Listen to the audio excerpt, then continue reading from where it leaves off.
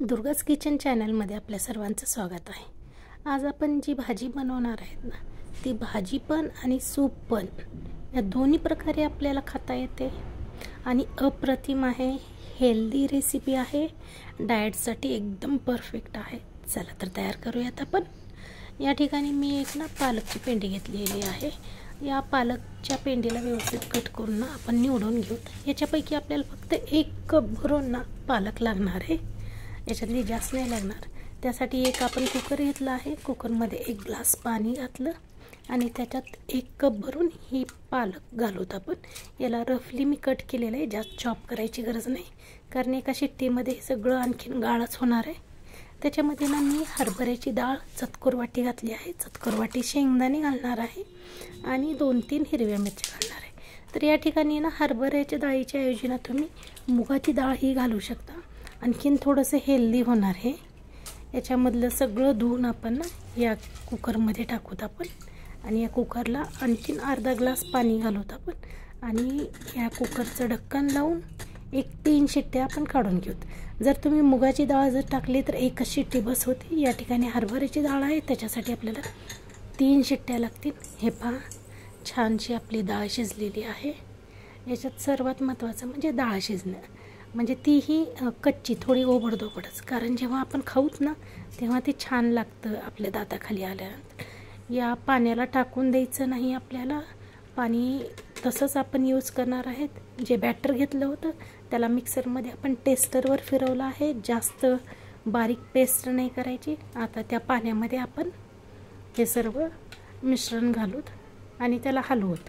आता या ठिकाणी ना आपण ना हरभऱ्याच्या डाळीच्या पिठाचा वापर करणार आहे। तर तुम्ही या ठिकाणी ना जर तुम्ही सूप म्हणून पिणार जर असाल तर या ठिकाणी गव्हाच्या पिठाचा वापर करा। 1-2 चमचे गव्हाचं पीठ याप्रमाणे घालायचं आणि त्याला मॅश करायचं। आणखीन एक ह्याच्यामध्ये महत्त्वाचे इन्ग्रेडियंट्स तुम्ही घालू शकतो, मी तो सांगणारच आहे तुम्हाला। आता ना या सर्व मिश्रणाला आपण रवीनं हलवणार आहे। त्यात चतकोर चमचा आपण ना मीठ घालणार, चतकोर चमचा हळद घालणार आणि याला मिक्स करणार। जरा थोडंसं ना या ठिकाणी मिठाचं प्रमाण कमी करा, कारण पालकमध्ये आयर्न नसतं, त्याच्यामुळे थोडंसं ते खारट असतं। आता या ठिकाणी 1 डाव मी पळीनं तेल घातलेलं आहे। या ठिकाणी अर्धा चमचा जिरे मोहरी छानशी तडतडली की याच्यामध्ये ना आपण लसण घालणार आहे। मी लसण जास्त सोलत नाही, जे जास्त रेषेवरचे आहेत का ते तेवढंच काढते मी, जास्त पूर्ण लसण सोलून घेत नाही। याच्यात 2 पत्ते आपण कढीपत्ता घालूत। लसण जेव्हा खरपूस होतो ना त्याचे जे साईडचे जे पानं असतात का ते खूप खमंग लागतात, त्याच्यामुळे ना जास्त मी सोलत नाही त्याला। चतकोर चमचा हळद आणि तुम्हाला जर गरज वाटत असली तिखट तुमच्या आवडीप्रमाणे घाला, गरज वाटत असली तरच हे लाल तिखट घाला, नाहीतर घालण्याची गरज नाही।